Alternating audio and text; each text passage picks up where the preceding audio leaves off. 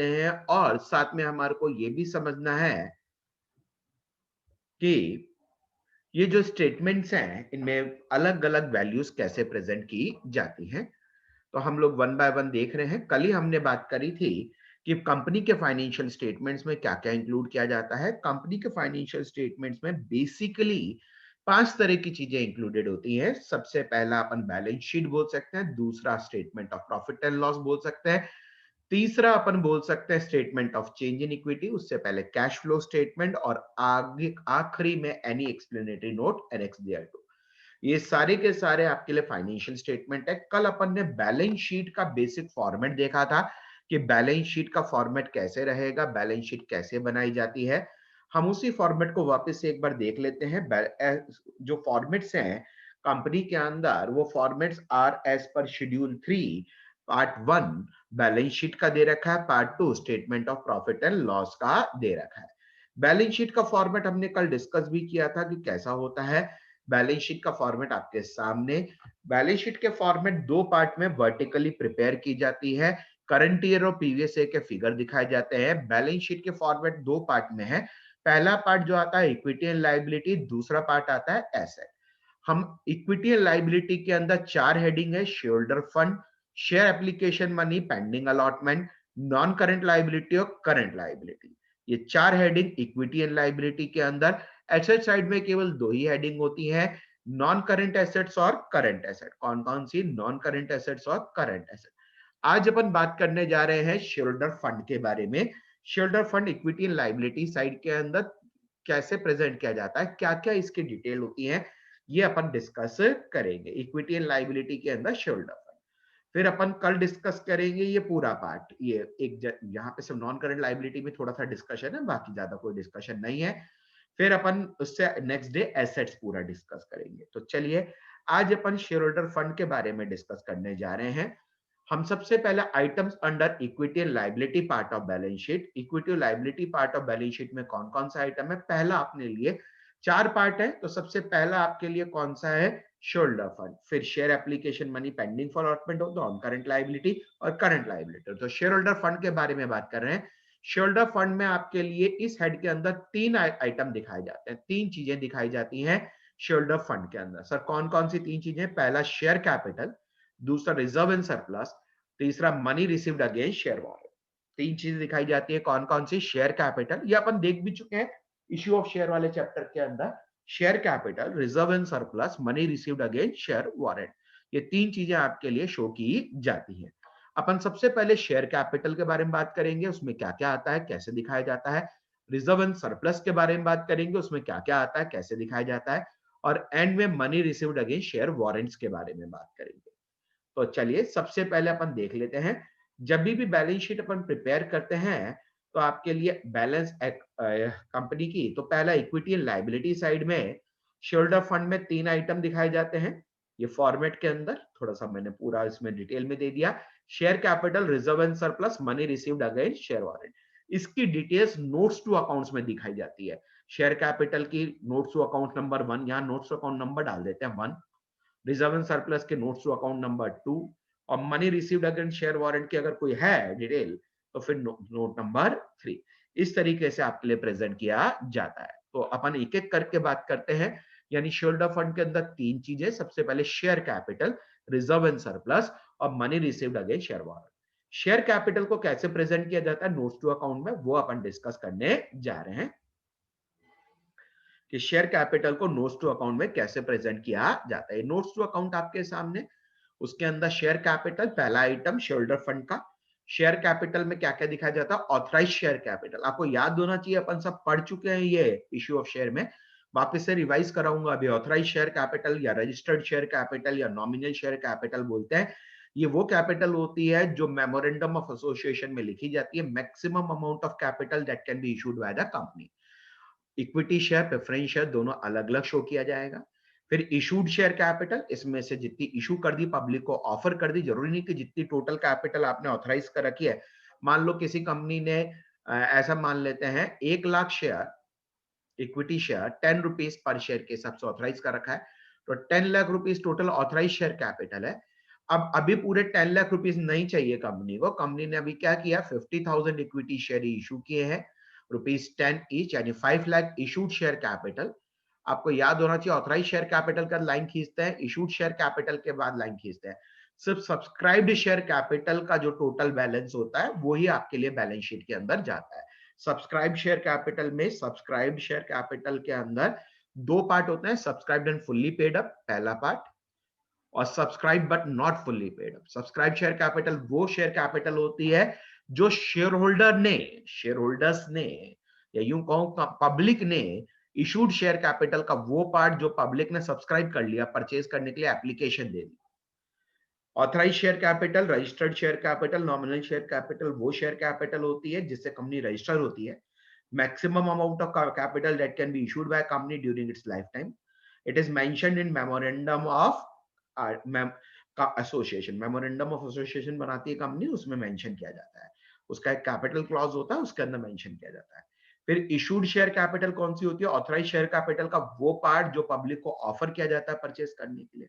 Subscribe share capital वो part होता है जो कंपनी ने, जो पब्लिक ने खरीद लिया इशूड में से, वो सब्सक्राइब शेयर कैपिटल। सब्सक्राइब में भी जिसका पूरा पैसा आ गया फुल्ली पेड अप, जिसका पूरा पैसा नहीं आया subscribe but not fully paid up. Subscribed and fully paid up के अंदर जिसका पूरा पैसा आ गया, जैसे मान लो आपने 50, ये पूरे ही मान लो पूरी कंपनी ने सब्सक्राइब कर लिए थे 50,000 इक्विटी शेयर, तो 50,000 में से ऐसा मान लेते हैं 40,000 पे आपके लिए ₹10 पर शेयर के हिसाब से 4 लाख रुपए पूरे पूरे आ गए। और 10,000 शेयर ऐसे हैं, अब इसमें subscribed but not fully paid up में भी दो कारणों की वजह से हो सकता है कि फुल्ली पेड अप नहीं हो। एक तो अपन ने पूरा पैसा मांग लिया पर सामने वाले ने दिया नहीं, कॉल्स इन एरियर है, या फिर आपके लिए आपने पूरा पैसा मांगा ही नहीं। तो 10,000 शेयर है, ₹10 का एक, अपन ने ₹8 कॉल अप किए हैं, तो 10,000 इंटू 8, ₹80,000 ही आपके लिए कॉल अप किए। उसमें भी मान लो ₹10,000 नहीं आया कॉल्स इन एरिया, तो 70,000 आए, तो ये टोटल 4,70,000 शेयर कैपिटल में जाएगा। अच्छा, कॉल्स इन एरिया अगर डायरेक्टर्स एंड ऑफिसर्स की है तो उसे अलग से दिखाया जाएगा, जनरल पब्लिक की है तो अलग से दिखाया जाएगा। अगर कोई शेयर फोरफिट कर दिया, येट टू बी रीइश्यूड, उनको रीइश्यूड नहीं किया है, तो उसका अमाउंट भी अलग से यहाँ पे शो किया जाएगा। चलिए इसे एक एक करके पढ़ लेते हैं। ये तो मैंने जल्दी से ओवरव्यू दिया क्या क्या आता है शेयर कैपिटल के अंदर। शेयर कैपिटल क्या है? It is the value of share issued by the company for subscription to be received as cash और for consideration other than cash. As per Schedule 3 of Companies Act 2013, detail of such share capital to be shown in notes of account as follows. अच्छा, shares can be issued for cash or for consideration other than cash. अगर consideration other than cash के लिए issue किया है तो उसे भी mention किया जाएगा नोट्स ऑफ अकाउंट में। सबसे पहले ऑथराइज शेयर कैपिटल दिखाते हैं, इसको nominal share capital, nominal capital या रजिस्टर्ड शेयर कैपिटल भी बोलते हैं। ये वो कैपिटल है जो मेमोरेंडम ऑफ एसोसिएशन में स्टेटेड है अंडर कैपिटल क्लॉज।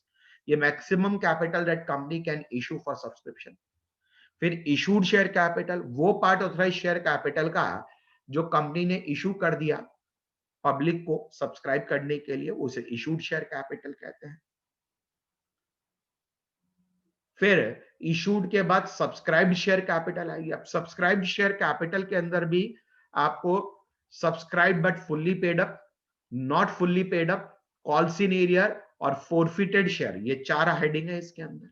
अभी अभी अपन ने देखा, एक तो fully paid up, subscribed, fully called up और फुल्ली पेड अप। फिर subscribed not fully paid up, उसमें हो सकता है fully called up but calls in arrear है इसकी वजह से, या पार्टली कॉल्ड अप, तो आपके लिए। और कॉल्स इन एरियर लेस करके दिखाएंगे। फोरफिटेड शेयर है, कोई अमाउंट बैलेंस है फोरफिटेड शेयर अकाउंट में, तो वो अलग से शो किया जाएगा।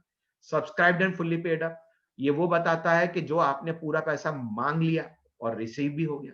Subscribe but not fully paid up, ये बताता है कंपनी ने या तो पूरा पैसा मांगा नहीं, या फिर मांगा है तो अभी कॉल्स इन एरियर है। कॉल्स इन एरियर वो अमाउंट है जो शेयर होल्डर्स ने दिया नहीं है पैसा, पैसा तो मांग लिया पर अमाउंट नॉट रिसीव, पर रिसीव नहीं हुआ। ठीक है। और फोरफिटेड शेयर अकाउंट, ये आपको सब याद होना चाहिए, इशू ऑफ शेयर का अपन ने पूरा चैप्टर पढ़ा है। फोरफिट कर लिए कोई शेयर और फोरफीचर अकाउंट में जाता है, जितना अमाउंट आपने रिसीव कर रखा, अभी तक शेयर इशू नहीं कर रखे, तो वो अभी तक आपके लिए फोरफीचर अकाउंट में रहता है, उसको अलग से शो किया जाता है। तो ये देख लेते हैं अपन एक बार फिर से कि कैसे दिखाते हैं। देखो share capital, authorise share capital, issued share capital, subscribe share capital. Subscribe में fully paid up, not fully paid up. एक तो fully called up but call scenario की वजह से नहीं आया, या पार्टली कॉल्ड अप और कॉल सिनेरियो, या फिर आपके लिए पार्टली कॉल्ड अप है, पूरा पैसा ही नहीं मांगा, उसमें भी कॉल सिनेरियो हो सकता है। और फोरफिटेड शेयर अलग से शो करना ही अगर है तो इसका टोटल हमें शो करना है। आपके लिए ये 4,70,000 ही बैलेंस शीट के अंदर शेयर कैपिटल के अंदर जाता है, ये अपन ने देख लिया। ये कहानी हो गई पहला पॉइंट। किसी को कुछ पूछना हो पहले पॉइंट के बारे में? फिर शेयरहोल्डर फंड के अंदर ही दूसरा पार्ट आता है, reserve and surplus. Shareholder fund के अंदर ही दूसरा पार्ट आता है, reserve and surplus. Shareholder fund में 3 पार्ट है, share capital, reserve and surplus और money received against share warrant. तो सेकंड पार्ट के बारे में बात करते हैं, रिजर्व एंड सरप्लस में क्या क्या आता है। रिजर्व एंड सरप्लस क्या है? वो अमाउंट, वो पैसा जो अभी तक यूज नहीं किया, part of profit, the amount of profit जो आपके लिए आप या तो प्रॉफिट से अलग से रिजर्व में डाल रखा है, या सरप्लस है जो अभी तक डिस्ट्रीब्यूट नहीं किया शेयर होल्डर को और वो फ्यूचर के लिए यूज में लिया जा सकता है। अब रिजर्व एंड सरप्लस में क्या क्या हेडिंग आती है, सुनिएगा ज्यादा ध्यान से, ये ध्यान से सुनिएगा। ये तो अपने पहले पढ़ा हुआ है पूरा और उस पर न्यूमेरिकल भी किए हुए हैं वहां पे इशू ऑफ शेयर के अंदर। तो यहाँ पे देखिएगा रिजर्व एंड सरप्लस में क्या क्या आता है, एक एक करके बात करेंगे। रिजर्व एंड सरप्लस में क्या क्या आता है ये याद करना आपको। कैपिटल रिजर्व, कैपिटल रिजर्व क्या होता है? Capital reserve is reserve created out of capital profit. Sir ये कैपिटल प्रॉफिट क्या है? Profit which does not arise into day to day business, day to day business में नहीं हो रहा। It is a reserve which is created out of capital profit.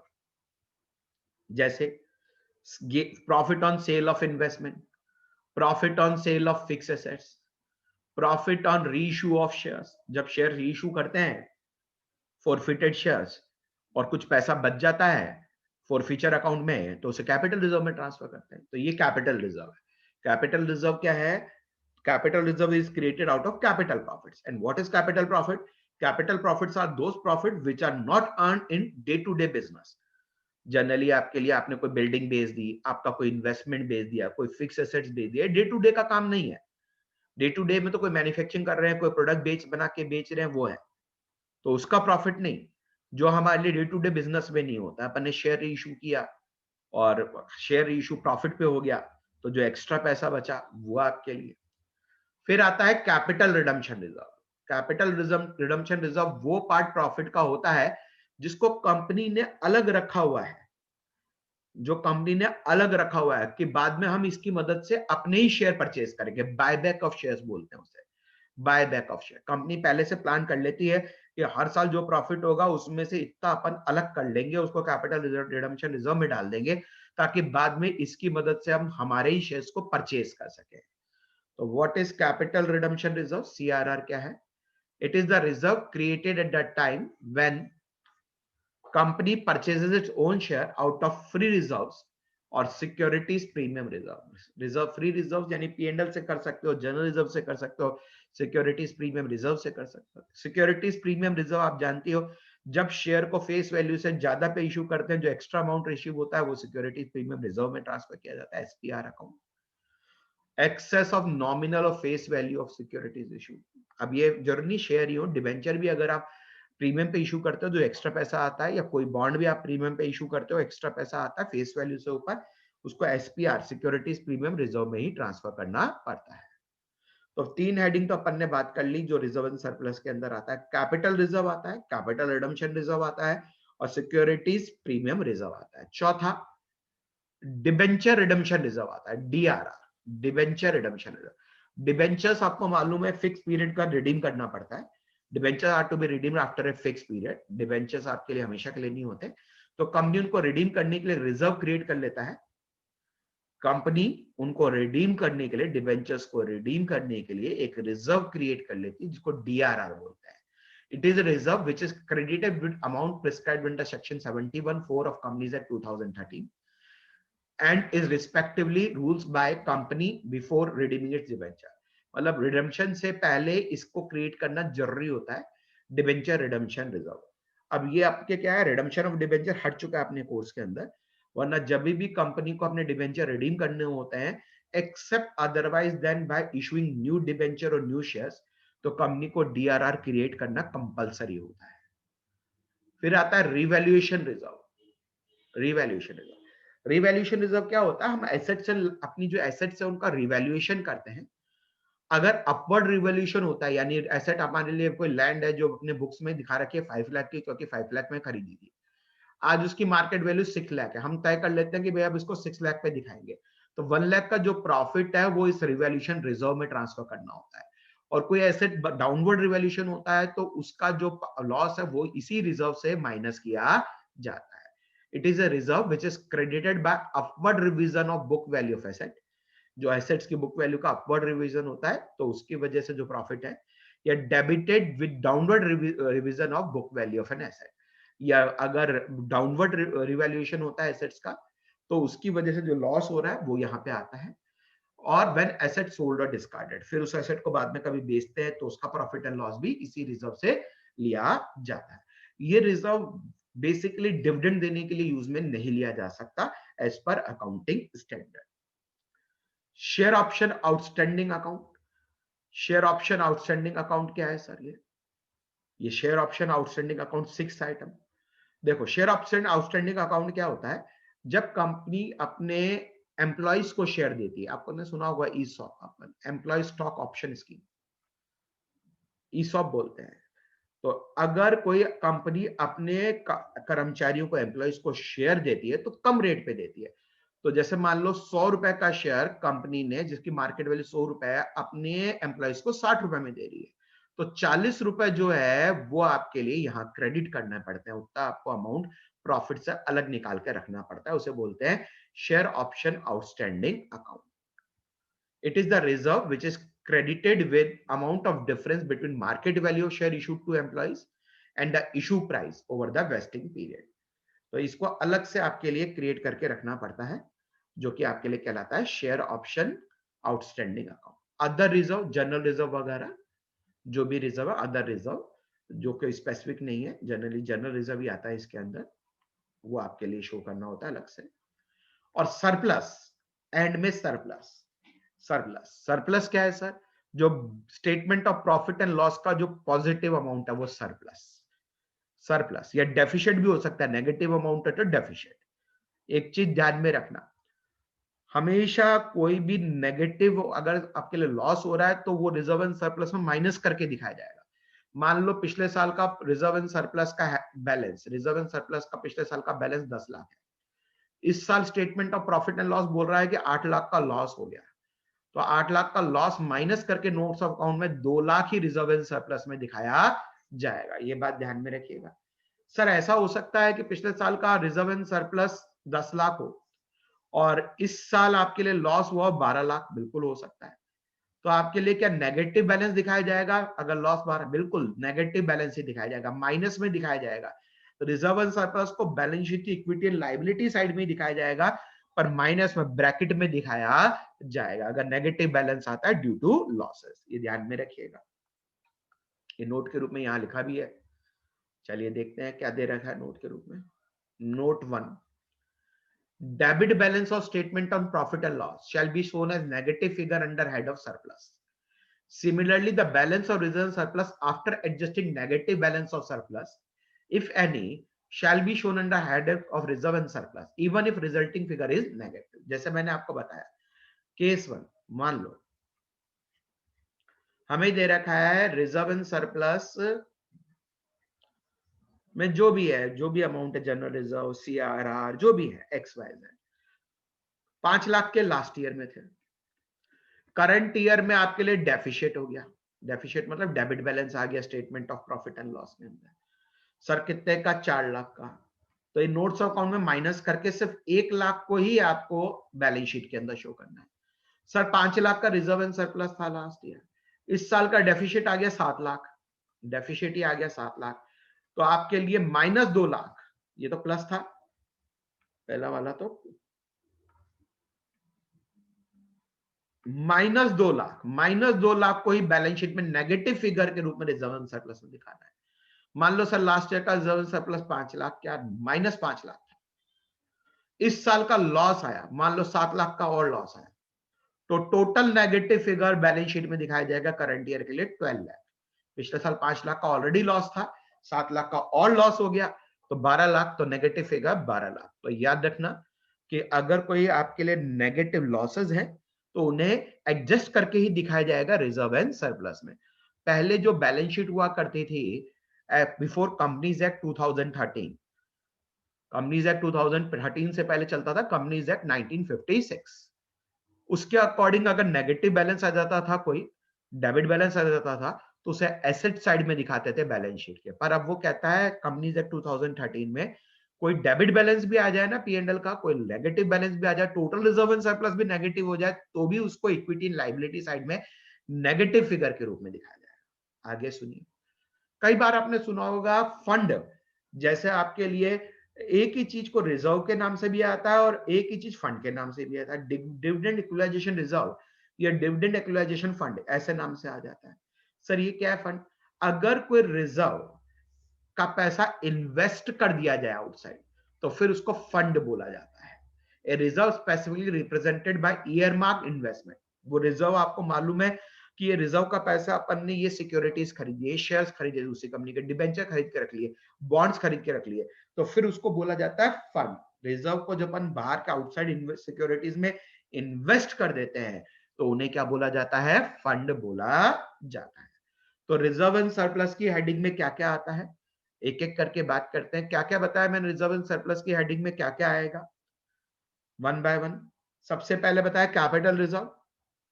Capital reserve क्या होता है? जो कैपिटल प्रॉफिट से रिजर्व क्रिएटेड होते हैं वो कैपिटल रिजर्व है। कैपिटल प्रॉफिट मतलब जो डे टू डे बिजनेस में प्रॉफिट नहीं हो रहा, जिसके एग्जांपल भी बताया, sale of fix asset, sale of investment, और reissue of shares at profit, ये सब आपके लिए क्या है? कैपिटल रिजर्व से। कैपिटल रिजर्व कैपिटल प्रॉफिट, और कैपिटल प्रॉफिट से जो रिजर्व क्रिएट होता है कैपिटल रिजर्व। फिर कैपिटल रिडम्पशन रिजर्व, सीआरआर, अपने ही शेयर को परचेज करने के लिए, बायबैक करने के लिए जो रिजर्व क्रिएट किया जाता है, कैपिटल रिडम्पशन रिजर्व। फिर कैपिटल रिडम्पशन रिजर्व के बाद अपन ने क्या देखा है? तीसरा, थर्ड आपके लिए तीसरा अपन ने देखा सिक्योरिटीज प्रीमियम, एसपीआर। एसपीआर आप सब जानते हैं, जब शेयर्स को आप फेस वैल्यू से ऊपर पे इशू करते हैं तो जो एक्स्ट्रा पैसा आता है उसका अलग अकाउंट में लेके जाते हैं, एसपीआर। फिर डिबेंचर रिडम्पशन रिजर्व, डिबेंचर को रिडीम करने के लिए रिजर्व जो क्रिएट किया गया। रिवैल्यूएशन रिजर्व, रिवैल्यूएशन एसेट्स और लायबिलिटी को अपवर्ड रिवैल्यूएशन करते हैं, जो एक्स्ट्रा प्रॉफिट हो रहा है वो आपके लिए रिवैल्यूएशन रिजर्व में जाता है। शेयर ऑप्शन आउटस्टैंडिंग अकाउंट, आपने कोई ईसॉप शेयर ऑप्शन दे रखे हैं, एम्प्लॉय स्टॉक ऑप्शन प्लान बोलते हैं ईसॉप। तो अगर कोई शेयर्स का ऑप्शन दे रखे हैं एम्प्लॉइज को, तो अगर कम रेट पे दे रखे हैं, जो डिस्काउंट दे रखा है आपने शेयर्स में, उसके लिए आपको अलग से एक रिजर्व क्रिएट करना होता है, इसे बोलते हैं शेयर ऑप्शन आउटस्टैंडिंग अकाउंट। वो आपके लिए अदर रिजर्व को जनरल रिजर्व वगैरह हो, और पीएनएल का स्टेटमेंट ऑफ पीएनएल का कोई सरप्लस है डेफिशिएंट हो, ये अपन ने बात करी, रिजर्व एंड सरप्लस। और तीसरी और आखिरी हेडिंग होती है शोल्डर फंड के अंदर, money received against share warrant. Money received against share warrant, sir ये money received against share warrant क्या होता है? देखो, वारंट का मतलब क्या होता है? वारंट आपने वर्ड तो पहले कहीं ना कहीं सुना होगा जैसे वारंट इशू हो गया, मतलब इस आदमी को पकड़ के लाओ, कोर्ट ने ये कहा है। तो शेयर वारंट शेयर को पकड़ने का जो नोटिस है, यानी किसी भी पर्सन के पास अगर शेयर वारंट्स है तो ये स्पेसिफाई करता है कि फ्यूचर में इस रेट पे वो शेयर ले सकता है, मांग सकता है कंपनी से, तो उसे बोलते हैं शेयर वारंट। तो कंपनी कई बार शेयर ना इशू करते हुए शेयर वारंट इशू कर देती है कि आप जब चाहे इसके अगेंस्ट में शेयर ले सकते हो। शेयर वारंट के बदले में जो पैसा आता है वो कहलाता है money received against share warrant, उसे अलग हेडिंग में दिखाया जाता है। Financial instrument that give holder right to acquire equity share at specified date and specified price, these warrant will be converted into equity share, बाद में इक्विटी शेयर में convert हो जाते हैं लेटर डेट को, at a predetermined price and therefore classified under shareholder fund, इसीलिए इन्हें shareholder fund में कहा जाता है। यानी कि आज ही पैसा ले लिया, शेयर बाद में देंगे और बता दिया इस रेट पे देंगे, और उसके अगेंस्ट में एक सर्टिफिकेट इशू कर दिया जिसको अपन शेयर वारंट कहते हैं, that is known as share warrant. ठीक है, this is known as share warrant. तो money received against share warrant क्या होता है, ये हमने डिस्कस किया। तो अभी आपके लिए अपन ने आज सिर्फ एक ही हेडिंग डिस्कस करी है, सबसे लंबी हेडिंग यही है वैसे। पूरी कंपनी की बैलेंस शीट के बारे में बात करूं तो शेयर फंड अपन ने डिस्कस किया। शेयर फंड में 3 पार्ट है। पहला है first part share capital. Share capital में क्या-क्या दिखाते हैं ये अपन ने बात करी। फिर रिजर्व इन सरप्लस उसमें क्या-क्या आता है और क्या-क्या नाम है। Money received against share warrant ये क्या-क्या होता है ये अपन ने डिस्कस किया। Share application money pending for allotment ये भी बता देता हूं। Share application money pending for allotment मतलब क्या होता है सर? हमने शेयर इशू कर दिए पर अभी तक शेयर अलॉट नहीं किए। शेयर इशू कर दिए, पब्लिक ने एप्लीकेशन दे दी, एप्लीकेशन का पैसा अपन ने ले लिया, पर उसको मैंने आपको पहले बताया जब तक शेयर अलॉट नहीं होते एप्लीकेशन का पैसा अलग अकाउंट में दिखाया जाता है। उस अकाउंट को अपन बोलते हैं, उस अकाउंट को बोलते हैं एस्क्रो अकाउंट। एस्क्रो अकाउंट उसे बोलते हैं share application money pending for allotment. इसमें भी एक चीज ध्यान में रखने वाली है। मान लो कंपनी ने 1 लाख शेयर इशू किए एट द रेट 10, ठीक है, 10 रुपए एक शेयर, और पूरा पैसा ही एप्लीकेशन के साथ मांग लिया। पूरा पैसा ही एप्लीकेशन के साथ, एप्लीकेशन 10 रुपीज की है, पर एप्लीकेशन आ गई 1,10,000 शेयर की। 1,10,000 शेयर की 10 रुपए के हिसाब से तो 11 लाख रुपए आ गए। अब ये तो पक्का है ना जितने शेयर इशू किए वहीं तक आप पब्लिक को शेयर दोगे। तो इसमें से 1 लाख इंटू 10 यानी 10 लाख रुपए तो आप कहां दिखाओगे? Share application money pending for allotment, क्योंकि आप इतने शेयर दोगे और ये पक्का है रिफंड करोगे 10,000 पर अभी तक किया नहीं। 10,000 इंटू 10 ये शेयर रिफंड करने 1 लाख रुपए के एप्लीकेशन मनी रिफंड करनी है। ये 1 लाख रुपए अदर करंट लाइबिलिटीज में दिखाया जाता है। ये हेडिंग रहा देखो अदर करंट लाइबिलिटीज यहां दिखाया जाता है। जो एक्सेस एप्लीकेशन मनी है जो हमें मालूम है कि इनको शेयर अलॉट नहीं कर सकते इतने पैसे के लिए, उसको अदर करंट लाइबिलिटीज, उतना अमाउंट आप किसमें दिखाओगे? Other current liability. और जिनको अलॉटमेंट होगा पर अभी तक अलॉटमेंट नहीं किया है आपके लिए, क्योंकि अभी अलॉटमेंट का प्रोसेस पूरा नहीं हुआ है, एप्लीकेशन का पैसा आ गया है हमारा, तो उसको दिखाओगे share application money pending for allotment. ये रेयर टाइम पे ही बैलेंस शीट में आता है। ऐसा नहीं है, सेकंड वाला हेडिंग हमेशा नहीं होता कंपनी की बैलेंस शीट में, क्योंकि कंपनी मान लो 20 मार्च को कंपनी ने शेयर ऑफर किए, इशू किए पब्लिक को और कहा कि 5 दिन में आप एप्लीकेशन दे सकते हो। 5 दिन में आपके लिए 5 दिन या 10 दिन या 15 दिन, मान लो 25 मार्च को इशू किया और कंपनी ने कहा 5 दिन है आपके लिए, आप एप्लीकेशन दे सकते हो। 31 मार्च तक अपने पास 1,10,000 शेयर्स की एप्लीकेशन आ गई। अब हमें मालूम है हम 1 लाख शेयर इशू किए हैं, सब 1 लाख शेयर ही पब्लिक को ऑफर किए हैं, तो 1 लाख तक का पैसा तो आप किसमें दिखाओगे? Share application money pending for allotment 10 lakh रुपए, 1 लाख इंटू 10। और बचा हुआ जो एक्सेस एप्लीकेशन मनी आई है उसको आपको मालूम है रिफंड करना ही करना है, तो अदर करंट लाइबिलिटीज के अंदर शो करोगे share application money pending for refund. तो इस तरीके से अदर का करंट लाइबिलिटी में शो कर दोगे, और जो आपके लिए अलॉटमेंट के लिए पेंडिंग है वो आपके लिए share application money pending for allotment. पर ये हेडिंग रेयर केस में ही आता है, हर केस में नहीं आता है। वो जब कंपनी ने शेयर इशू कर दिया और साल का एंड आ गया तो ही ये हेडिंग आपके साथ आएगा, और अभी तक अलॉटमेंट नहीं हुआ। कल अपन डिस्कस करेंगे, बस इसमें इतना ही है। इनमें से कोई भी आपके लिए ट्रीटमेंट नहीं आएगा, सिर्फ प्रेजेंटेशन आएगा कि कहां दिखाया जाता है, कैसे दिखाया जाता है। याद रखिएगा सीबीएसई ने स्पेसिफाई कर रखा है कि इसके ट्रीटमेंट नहीं आएंगे, सिर्फ इसके आपके लिए प्रेजेंटेशन आएंगे। नॉन करंट, अब अपन बात करेंगे कल नॉन करंट लाइबिलिटी और करंट लाइबिलिटीज के बारे में। इन दोनों के बारे में कल डिस्कस करेंगे। नॉन करंट लाइबिलिटी में क्या क्या आता है, करंट लाइबिलिटी। आप लोगों को एक सजेशन है, आप लोगों को एक सजेशन है, आप बुक के अंदर यहां तक एक रीडिंग मारो। रीडिंग मतलब सिंपली एक रीडिंग मारो। ये एग्जांपल्स भी दे रखे हैं बुक के अंदर कि नेगेटिव बैलेंस कैसे दिखाते हैं, 3 एग्जांपल। वो तीनों एग्जांपल मैंने यहाँ पे एक बार इनडायरेक्टली आपको बता दिए हैं, वो आप उनको पढ़ें कि अगर रिजर्व एंड सरप्लस में नेगेटिव बैलेंस आए तो कैसे दिखाते हैं। वो उसने फॉर्मेट बना के दिखा रखा है, आप देख लें उसे। कुछ भी नहीं, सेम ही है, कुछ भी एक्स्ट्रा नहीं है, एक बार देख लें, एक बार रीडिंग मारे। फिर कल अपन देखेंगे नॉन करंट लाइबिलिटीज